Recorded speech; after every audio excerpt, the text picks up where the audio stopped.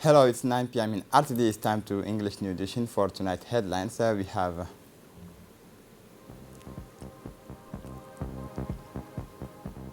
the Prime Minister decorates the military cabinet of the Presidency of the Republic.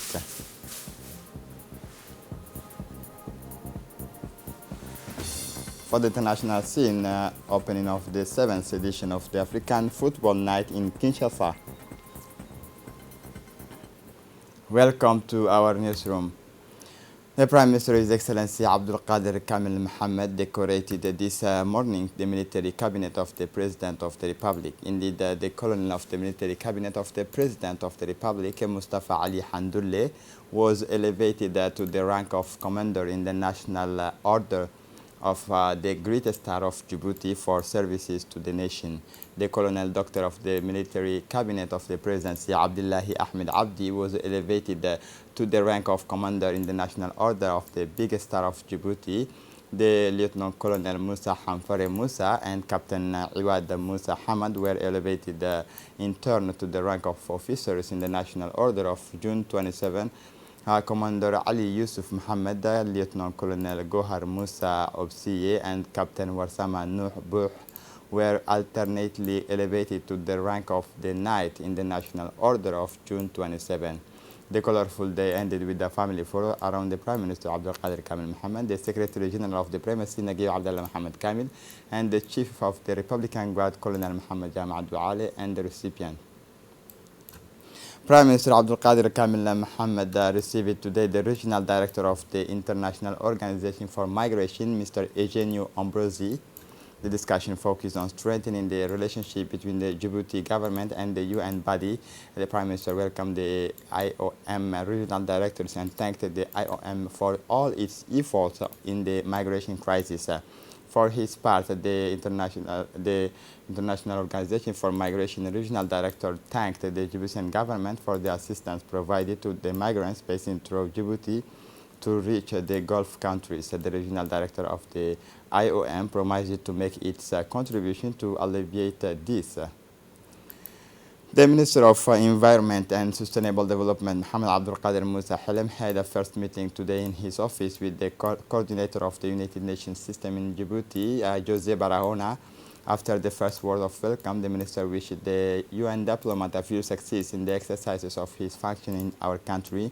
The minister recalled that the missions and perspective of his department before emphasizing the flagship discipline to be developed further. The resident coordinator of the United Nations system and the Minister of Environment exchanged on ways and means of protecting the environment and implementing the Sustainable Development Goals, as well as the preparation of the 27th United Nations Conference on Climate Change to be held this fall in Sharm el-Sheikh, Egypt. The resident coordinator of the United Nations system assured the Minister of the availability of the United Nations to work with the Ministry of Environment to promote the participation of all stakeholders in the achievement of environmental programs and the Sustainable Development Goals. The Minister of Environment thanked the resident coordinator of the United Nations system for his support and wished the strengthening of already very important relations between his ministry and the United Nations system.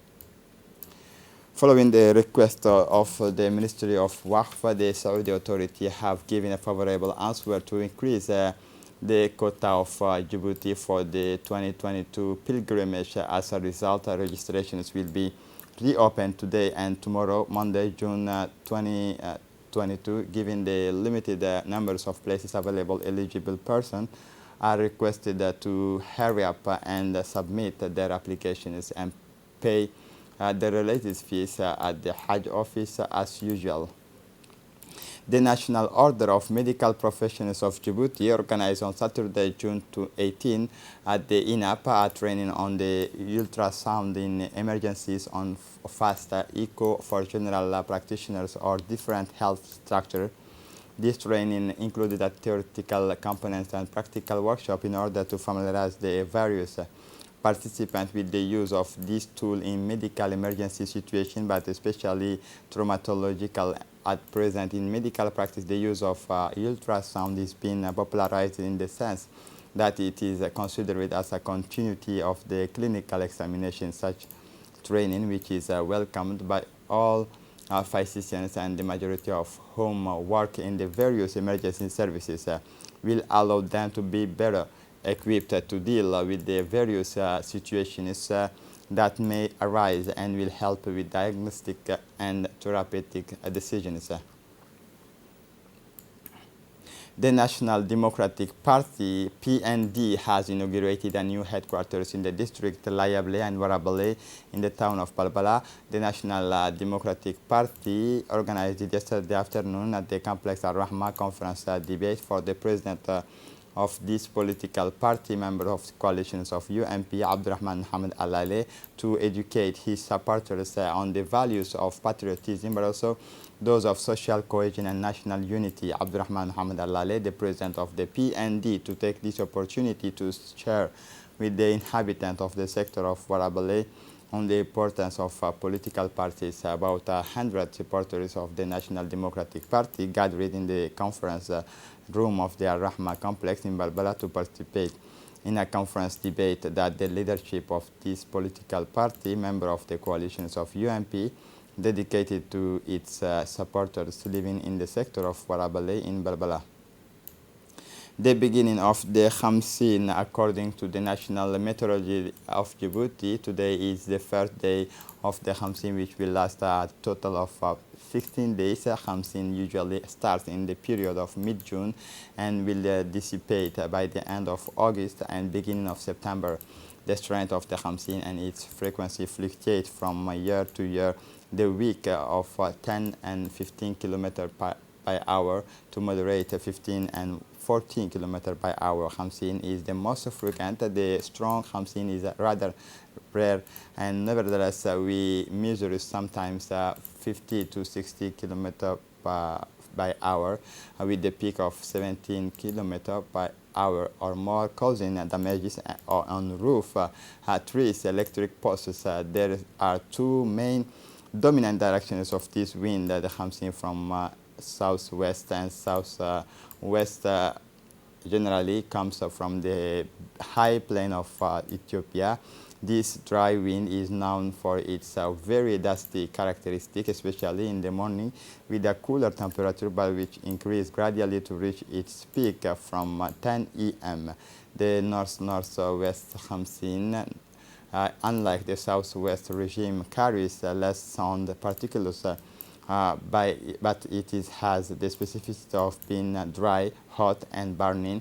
It is during the period that the temperature are the highest and can reach more than 45 degrees, and today the temperature was 43 degrees at 2 p.m. according to the National Meteorological Agency.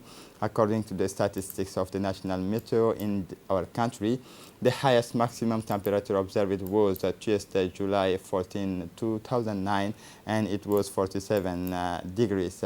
Therefore, we advise the Djiboutian population to protect themselves during the period when the temperature increases with a dry and hot wind. We also advise the population to be very vigilant during this period to avoid the risks of fire, stay hydrated, and drink water even if you do not feel thirsty. Still within the framework of the 45th anniversary of the independence of the country, the operation of cleaning continues everywhere in the capital and in the regions of the interior. The population of the various districts are mobilized for a single objective. Yesterday it was the turn of Humbuli district to organize a cleaning and beautification operation of roads and arteries in collaboration with the associations of Humbuli Sud and the civil society, the prefecture, the local elected officials, including the deputy Ibrahim, the member of parliament Ibrahim Abdo, and the Saba prefect Madam Fatuma Ibrahim. Men and women, young and not so young, have all answered present for this noble action is allowed to collect the waste of this place, but especially to sensitize the young people to the environmental cause and to the importance to keep the places. This cleaning operation will allow to reinforce the patriotic and civic acts and to consolidate the social link and solidarity. The launching of the operation of cleaning and beautification of the City of Unity as part of the preparations of festivity of the 45th anniversary of national independence. The Prefecture and the Regional Council of Dakhel proceeded on Saturday, June 18, 2022 to the launch of the cleaning and beautification operation simultaneously in the capital of Dakhel and its sub-prefecture. The launching day, which took place under the aegis of the prefect of the region, Adan Drar Musa, and the president of the regional council, Mahad Hussein Ahmed, saw the participation of the entrepreneurs of the region, including Mr. Ali Umar Wa'is and Humada Loita Ugre, the Women's Unity Union of Dakhel, the regiment of the Armed Forces of Dakhel, the agents of the prefecture, as well as the civil society and associations of the district. The objective of this day was to, above all, to call for the involvement and participation of all in order to revive the spirit of conviviality and patriotism among the local population in all its diversity, so that it invests more in the fight against the dirtiness of the street and the neighborhoods, as well as the dumping of wastewater on public roads. However, this first day of cleaning has concerned the main arteries and point of additions of garbage, including the central market of the best of Wadi crossing the city, and where there is a massive accumulations of garbage imported or carried by the winds. These cleaning operations are also continuing in the various districts of the city and the sub-prefecture. The Office of the United Nations High Commissioner for Refugees, UNHCR, in collaboration with ONAHSA, organized from 15 to 16 June 2022 at the Community Development Center of Ali Sabi an information and awareness raising workshop on the legal framework for the protection and inclusion of the refugees, with particular emphasis on their rights and duties. A total of 13 participants representing the public administration, the decentralized services of the state, and the civil society actively participate in this workshop according to the work plan developed for this purpose. This workshop will be extended in the coming days to law enforcement agencies, local elected officials, the private sector, and civil society. The closing ceremony was attended by the first deputy prefect of the region, Muhammad Abbas. It should be noted that before the authorities and executives of the deconcentrated services, the same team was developed for the attention of refugees and host communities in Ali Addi and Hol June 8, 13, and 14, 2022. These workshops, which are part of the disseminations of the law on the status of refugees adopted by the Republic of Djibouti in 2017, and the celebrations of the June 2022 in Ali Addi of the World Refugee Day 2022 editions are carried out with the financial support of the European Union. For the international scene, Democratic Republic of Congo, opening of the 7th editions of the Night of African Football in Kinshasa, opening of the Nights of African Football in Kinshasa, Democratic Republic of Congo. The annual event consists of panels, a gala match, and a war ceremony. This 7th edition began with the discussions on the theme Sports, Peace and Development, moderated by the Congolese Minister of Sports, Serge Conde and Conde, in the companies of sports journalists and former soccer football stars such as Jimmy Adjovi Boko and Anthony Bafoué.